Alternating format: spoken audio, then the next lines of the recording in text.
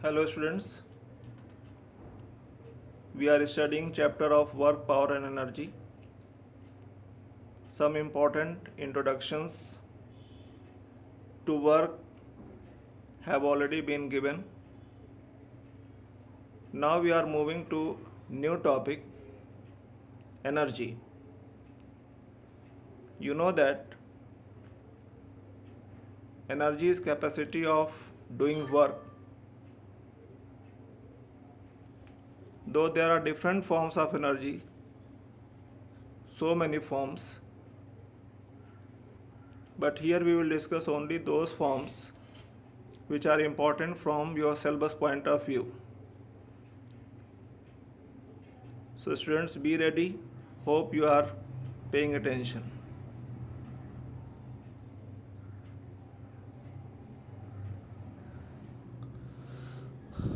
I repeat, energy is capacity of doing work. Try to understand meaning of the sentence. Energy is capacity of doing work means energy can be converted into work and vice versa. So energy and work are quantities of same nature. Therefore, energy has same dimension and same unit as work. You already know that work has dimension ml square t minus 2 and unit of work is joule. So same is applicable to energy. One very common form of energy is mechanical energy. Energy possessed by a body due to by virtue of its motion or position is called mechanical energy. Both the energies taken together are called mechanical energy. Mechanical energy is of two types, kinetic energy and potential energy. Today we will discuss kinetic energy. You are already familiar about kinetic energy. I suppose you remember the definitions you studied in junior classes. But I repeat, energy possessed by a body by virtue of its motion is called kinetic energy. Very simple to understand. A body will come into motion when the body is pushed by applying some force. Now remember the definition of work. When you are pushing a body by applying some force, means body is getting displaced, then work is being done on the body. And that work is stored in the body in the form of kinetic energy. So work done on body to bring the body into motion is equal to kinetic energy. Let us find expression for kinetic energy. Suppose mass of the body is m and force F is applied, so acceleration produced is equal to F by m. Now use third equation of motion. V square is equal to u square plus 2as. Here initial speed is 0. So v square is equal to 2as. Put value of a, that is acceleration. We get F into s is equal to half mv square. Very obviously F into s is work done. And we have already discussed the work done is equal to kinetic energy. So kinetic energy is equal to half mv square. This is expression for kinetic energy.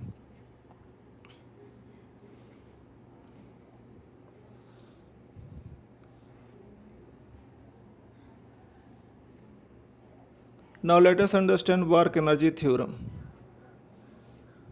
Work energy theorem states that work done on a body is equal to gain in kinetic energy.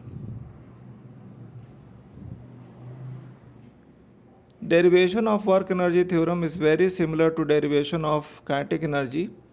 The only difference is when we are deriving kinetic energy, we assume that the body is initially at rest. But in this case, let us suppose body is initially moving with some speed, and when work is done on the body, its speed increases. So obviously there is gain in some kinetic energy. Like previous derivation, F is equal to ma. So F is equal to m dv by dt. You know that acceleration is rate of change of velocity. Work done is equal to force into displacement. Suppose for a small displacement ds, a small work done is dw.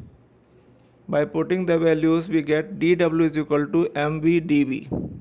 I suppose you are understanding. It is simple mathematical derivation. So total work done is calculated by integrating mv dv from initial speed u to final speed v.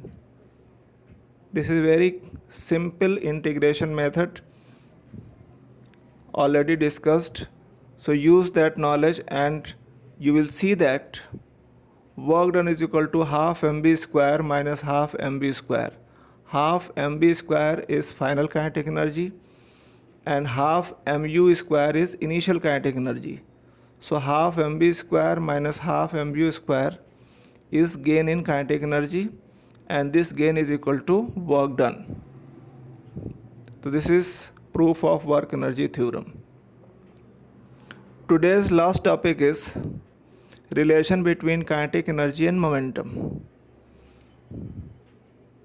Momentum is product of mass and velocity, P is equal to mv, and kinetic energy is half mv square, we have just discussed. Now squaring first equation, and in first equation divide by second equation.